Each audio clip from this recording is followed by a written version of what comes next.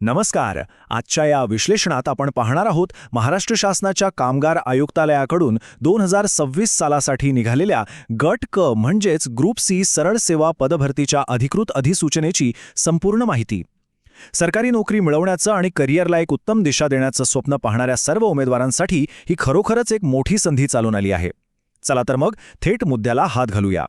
आज आपण नेमक्या कोणत्या गोष्टींवर चर्चा करणार आहोत त्याची ही एक छोटीशी झलक. उपलब्ध पदे आणि त्यांचे फायदे, वयोमर्यादा आणि पात्रता, अर्ज प्रक्रियेच्या महत्त्वाच्या तारखा, शुल्क आणि सर्वात शेवटी परीक्षेचे स्वरूप. या सगळ्याची आपण टप्प्याटप्प्याने माहिती घेणार आहोत. चला तर मग पहिल्या आणि सर्वात महत्त्वाच्या भागापासून सुरुवात करूया. तो म्हणजे पदे, रिक्त जागा आणि सर्वांच्या जिव्हाळ्याचा विषय, पगार आणि त्याचे फायदे. 78 होय, एकूण 78 रिक्त जागा आहेत. माथाडी आणि सुरक्षा रक्षक मंडळांमध्ये प्रशासकीय सेवेत एंट्री मिळवण्यासाठी हा आकडा खूप महत्त्वाचा आहे. नवीन उमेदवारांसाठी करिअरची एक सॉलिड सुरुवात करण्यासाठी आणि स्थिर भविष्य घडवण्यासाठी ही एक उत्तम आणि ठोस संधी आहे.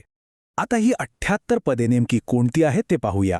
निरीक्षकासाठी म्हणजेच इन्स्पेक्टरसाठी सर्वात जास्त म्हणजे 62 जागा आहेत. त्यानंतर लेखापाल किंवा अकाउंटंटसाठी 12 आणि लघुटंक लेखकासाठी 4 जागा आहेत. यात सगळ्यात भारी गोष्ट कोणती माहिती आहे? निरीक्षक आणि लेखापाल या पदांसाठी चक्क S13 ही उच्च वेतन श्रेणी मिळतेय. म्हणजे तुमचा पगार 35,400 ते 1,12,400च्या घरात असेल.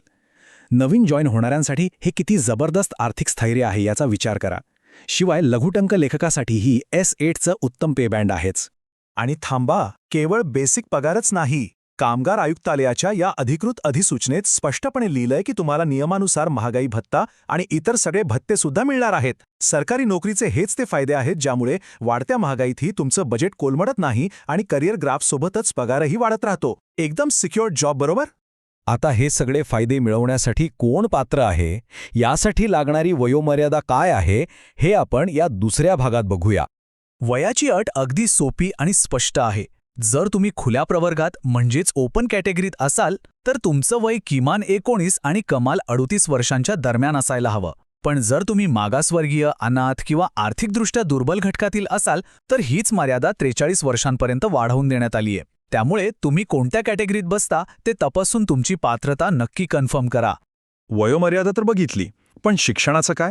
तर बघा, निरीक्षक पदासाठी तुमच्याकडे कोणत्याही मान्यताप्राप्त विद्यापीठाची पदवी असली तरी चालेल.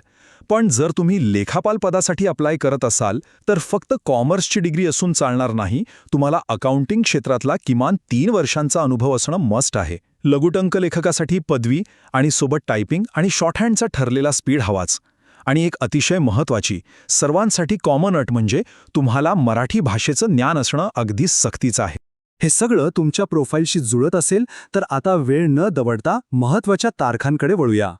हे वेळापत्रक डोक्यात अगदी फिट बसवून घ्या. 13 मे 2026 ला पोर्टल ओपन होईल आणि अर्ज प्रक्रियेला सुरुवात होईल. आणि शेवटची तारीख आहे 11 जून 2026 रात्री बरोबर 11:55 पोर्टल बंद होईल. बऱ्याचदा आपण शेवटच्या दिवसाची वाट पाहतो, पण तसं करू नका, कारण ऐनवेळी सर्व्हर डाऊन होण्यासारख्या तांत्रिक अडचणी येऊ शकतात. तसंच परीक्षा फी भरण्यासाठी 12 जून 2026 पर्यंतचा वेळ दिलाय. या तारखात चुकवून चालणार नाही. आपला चौथा टप्पा आहे अर्ज करण्याची प्रत्यक्ष प्रक्रिया आणि फी. बघूया यासाठी तुम्हाला काय तयारी करावी लागेल. तर खुल्या प्रवर्गासाठी परीक्षा फी 1,000 रुपये आहे आणि राखीव प्रवर्गासाठी ती 900 रुपये इतकी आहे. आणि लक्षात असू द्या, हे पैसे नॉन रिफंडेबल आहेत. तुम्हाला अर्ज करण्यासाठी mahakamgar.maharashtra.gov.in या अधिकृत पोर्टलवर जाऊनच ऑनलाईन फॉर्म भरायचा आहे. ऑनलाईन फॉर्म भरताना काही महत्त्वाची डॉक्युमेंट्स अपलोड करावी लागतात. वयाचा पुरावा, तुमची शैक्षणिक प्रमाणपत्र, अधिवास किंवा डॉमिसाईल सर्टिफिकेट आणि जर लागू असेल तर नॉन क्रिमिलेअर प्रमाणपत्र.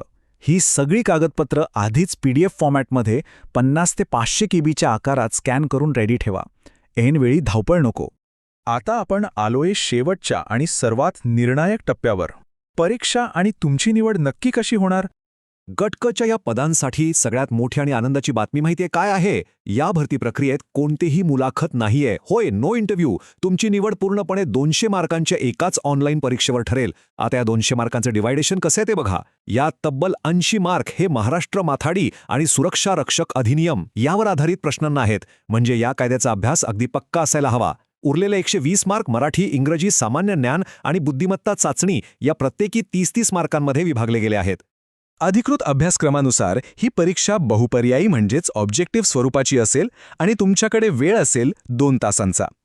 मगाशी म्हटल्याप्रमाणे मुलाखत नसल्यामुळे हे 2 तास आणि हे 200 मार्कच अंतिम गुणवत्ता यादी ठरवणार आहेत.